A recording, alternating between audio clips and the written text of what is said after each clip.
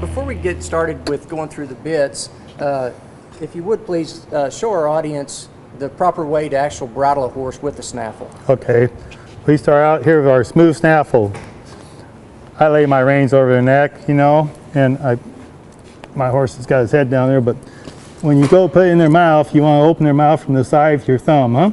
So you don't not jam in their teeth. You know, then get your bit in the mouth. Make sure it's not hung up anywhere.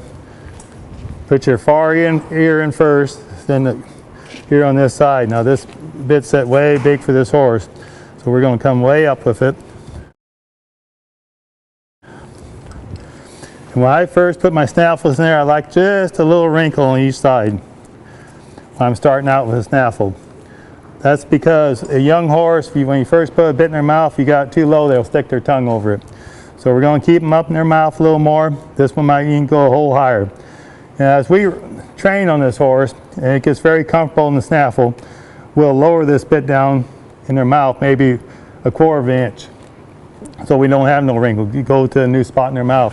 And eventually I'll put it down a little further, and so that horse will pick it up their tongue. If they pick the bit up in their tongue, some horses will never do it, but the ones that do it, they'll soften up a lot faster than the ones that don't do it. So we'll lower that bit down. Like now this horse, I would lower it a whole, when you got used to it a little more. Get off them lips, because the snaffle works on their tongue, on their bars a little bit, and on their lips. When you pull them, it's pulling on them lips. So the more pressure you got on the lips just hanging the bit in the mouth, the heavier they're going to be. So as they get comfortable with the bit in their mouth, I'm going to lower that bit down and get off them lips. So I get more response off the lips. And still have the response off the tongue and the mouth. And the horse, if they move their tongue and pick that snaffle up a little bit in their mouth, move it up and down with their own mouth, you know, they'll get a lot softer than a horse that just stays clamped on all the time. So you actually, through your training process, adjust the snaffle up and down? Yes. Yeah. If I don't like the feel, before I change snaffles, I'll move my bit around a little bit. Because this is our basic tool. This is our foundation we're building with our horse. The ring snaffles are our foundation. That's our first bit in the horse's mouth. That's what we're going to build a foundation with for the future of his lifetime. So before you would go up then, in terms of severity, so to speak, you would adjust your bridle to see if you can improve your result from that first. For sure. And I noticed as you were putting that bit in the horse's mouth that you let him take his time and you actually helped him open it. You might talk to us a little bit about why you did that. And the well, you know, he didn't want to open his mouth right away, so I just kind of played with his tongue a little bit till he released his teeth and relaxed his jaw where that bit is sliding there easy and don't bang his teeth.